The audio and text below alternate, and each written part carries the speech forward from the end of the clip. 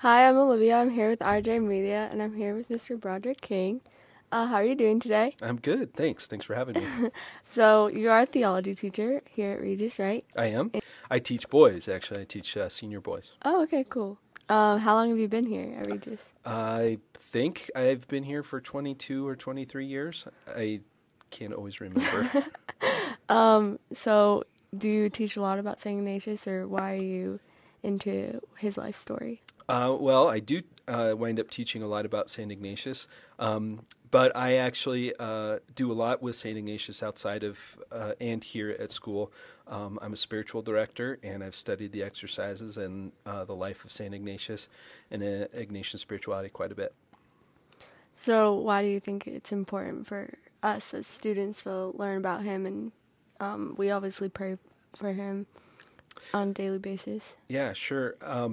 I always kind of joke and reminisce that when I was in high school many years ago at Regis Jesuit High School, I had a number of Jesuits each year as teachers, but I can't actually remember any of them talking about St. Ignatius when I was in high school, which was okay. But now that we've been really intentional in talking about St. Ignatius, teaching his life, teaching his worldview and his spirituality, I think it's really important for our kids to connect to the person who sort of animated the charism of our teaching and our philosophy. So I think it's really important that we engage in who he is and what he was about and what he's handed off to us in tradition. Yeah. So the movie last night, why did you decide to show it and present it to students and parents here? Sure.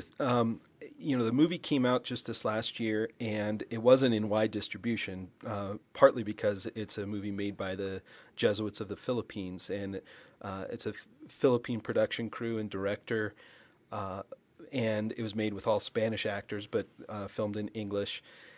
It didn't have a wide appeal in the United States, probably because of the subject matter is a little arcane for Americans. Yeah.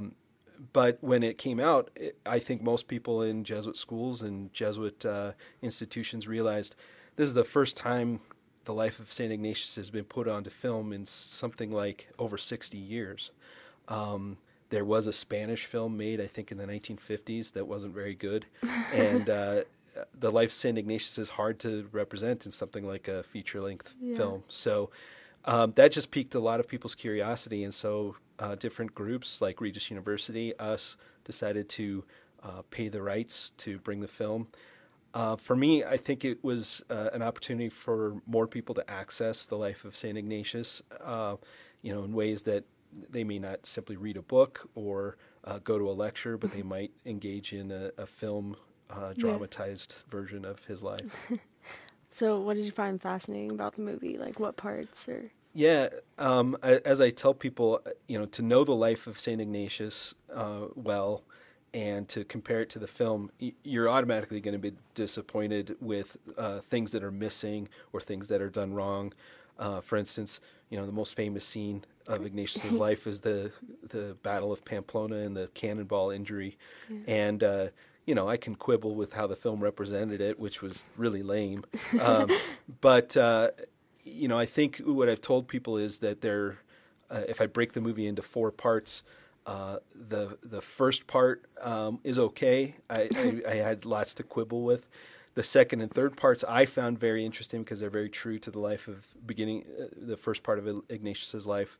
And then the last part gets a little over-dramatized and a little epic in scale, which I don't think was necessarily true to Ignatius's inner life, but nevertheless entertaining.